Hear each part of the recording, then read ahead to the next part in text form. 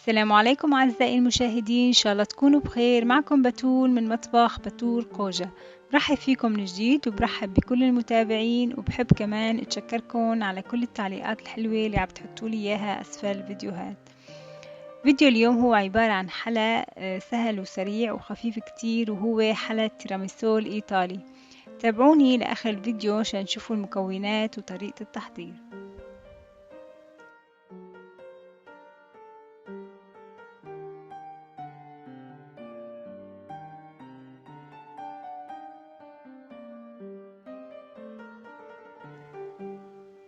لتحضير حلا التيراميسو الإيطالي رح نحتاج ظرف كريم شانتيه، فيكن تستخدموا أي نوع متوفر عندكم في البيت.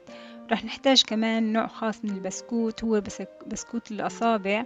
ما بعرف شو اسمه بالمناطق الموجودين انتو فيها أو العايشين فيها، بس بتوقع أنه هو متوفر بكل المحلات وبكل المناطق. هو عبارة عن بسكوت سادة، وشكله على شكل الإصبع وخفيف كتير وهش.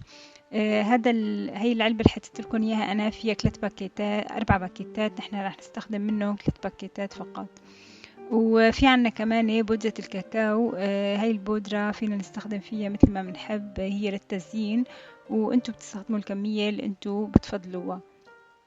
في عنا كمان معلقة كبيرة سكر، وفي عنا كمان معلقة اللي هي بودرة النسكافيه. انتو كمان فيكم تستخدموا كمية النسكافيه اللي بتحبوها ونوع النسكافيه اللي بتفضلوه او المتوفر عندكم في البيت. في عنا كمان كوب حليب. الحليب عادي، الافضل انه يكون بارد، لاني هذا بدنا نخلطه مع الكريم شانتيه. وفي عنا كمان كاستين مي مغليات، يعني لازم تكون المي ساخنة أو لدرجة الغليان، لأني رح ندوب فيها النسكافيه. وفي عنا علبة جبنة فيلادلفيا، وإذا في عندكم شيء قريب من جبنة الفيلادلفيا كمان فيكم تستخدموه. وهلأ خلينا نروح مع بعض نشوف طريقة التحضير.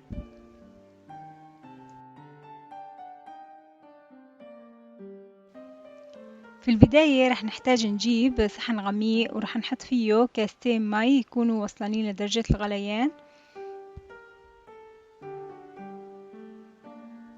ورح نضيف لهم معلقة السكر ومعلقة النسكافيه. هلا مثل ما قلت لكم درجة النسكافيه انتم بتتحكموا فيها. انا بدي اضيف معلقة تانية من نوع تاني مشان تعطيني نكهة نسكافيه مركزة، لاني انا كتير بحب نكهة النسكافيه. رح نترك هالمزيج يبرد، وهلأ رح نبلش نحضر الكريمة. رح نحط كاسة الحليب الباردة كمان بصحن غميق، ورح نضيف لها الكريم شانتيه. هذا الكريم شانتيه فيه اوريدي سكر، فما رح نحتاج نحليه. اللي عنده كريم شانتيه بدون سكر فيه يضيف كمان كمية السكر اللي بيفضلها. وهلأ بدنا نضربهم بالمكسر لحتى نوصل لدرجة هالكثافة هي اللي انتو شايفينها قدامكم. وهلأ بدنا نضيف جبنة الفيلادلفيا. أنا جايبتها بالنكهة الأصلية، ما مضاف إلى أي نكهات. جبنة الفيلادلفيا فيكم تشوفوها بسوبر ماركت الليدل أو الريفي، يعني موجودة تقريبا بكل السوبر ماركت الألمانية. وهلأ بدنا نخلط الجبنة مع الكريم شانتيه اللي سبق وخفقناه. نحن تقريبا هيك الخليط صار عنا جاهز. رح نحطه بالبراد يبرد شوي لبين ما نحضر نحن بقية الخطوات. رح نجيب صحن بايركس أو أي صينية متوفرة عندكم في البيت. أنا بفضل صحن البايركس لأني رح تطلع فيه شكل الوصفة أحلى. ورح نحط أصابع البسكوت بالنسكافيه اللي سبق وعملناه. غطة سريعة ومنطلعه، لأن إذا طولنا بالغطة البسكويت ما بيتحمل، رح يفرط معنا. مثل ما لكم شايفين غطة سريعة، وبنحطهم بنصفهم جنب بعض. أنا تقريبا خلصت نص الكمية، وهلأ وصلت تقريبا للصف الثالث. الصف الثالث طبعا البسكوتة ما وسعت معي بالكامل، فقسمت قطعة منها صغيرة وحطيتها مشان يطلع شكل البسكوت عندي متناسق مثل ما لكم شايفين. هلأ بنوزع نص كمية الكريمة والجبنة اللي سبق وخفقناها.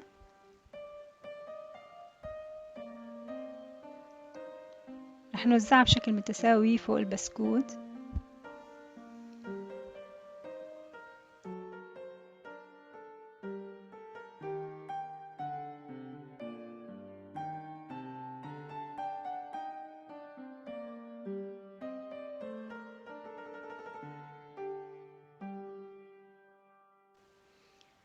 بعد ما خلصنا توزيع الطبقة الأولى من الكريمة والجبنة رح نبلش نحط الطبقة الثانية من البسكوت بنفس الطريقة الأولى اللي عملناها.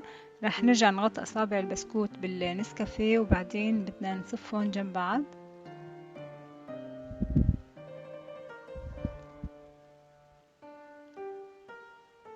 أنا خلصت توزيع كامل الأصابع وهلأ كمان بدي أحط الطبقة الثانية.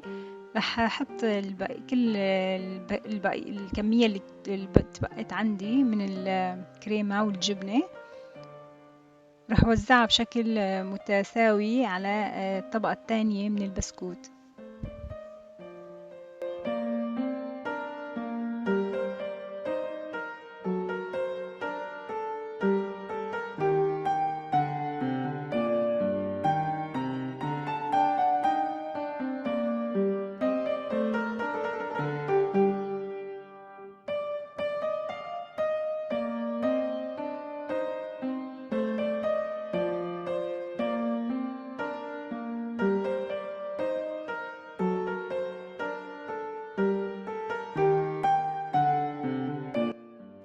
بعد ما خلصنا توزيع الطبقة الثانية من الكريمة والجبنة هلأ بدنا نزينها بالكاكاو. طبعا تزيين الكاكاو على حسب ذوق الواحد. ما بعرف، أنا حبيت استخدم هاي الفكرة اللي هي نحط شوكة ومعلقة وبعدين بنزين بنرش بودرة الكاكاو وبعدين بنشيل الشوكة والمعلقة رح يطلع معنا شكل كتير حلو.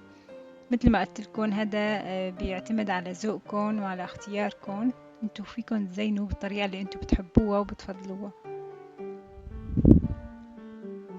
كمية الكاكاو كمان حسب الذوق والاختيار.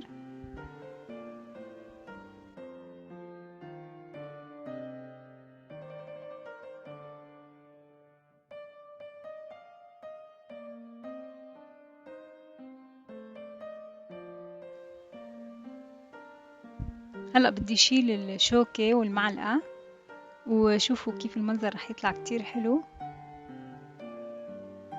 تقريبا كتير قريب من فكرة التزيين اللي بيسووه بالمطاعم. وهيك صارت وصفتنا لليوم جاهزة، بس رح نغطيها هلأ بورق حفظ الطعام ونتركها بالبراد أقل شي 4 ساعات، ويفضل لتاني يوم مشان تتماسك أكتر ومشان كمان تطلع باردة.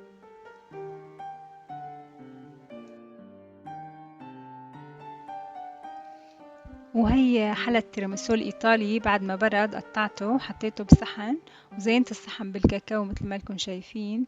انتوا فيكم تزينوا بالطريقة اللي انتوا بتحبوها، وعن جد بتمنى انكم تجربوا الوصفة لاني مثل ما شفتوا طريقة تحضيرها سهلة وسريعة وما فيها مكونات كتيرة.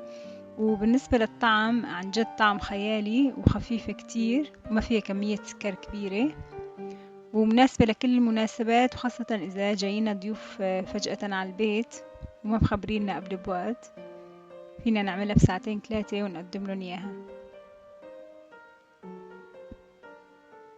بتمنى وصفة اليوم تكون عجبتكم. كتبولي بالتعليقات إذا حابين تشوفوا وصفات تانية أو تسألوا عن منتجات ما بتلاقوها بالمحلات الألمانية. وبشوفكن دايما على خير. كانت معكم بتول من مطبخ بتول قوجة، والسلام عليكم.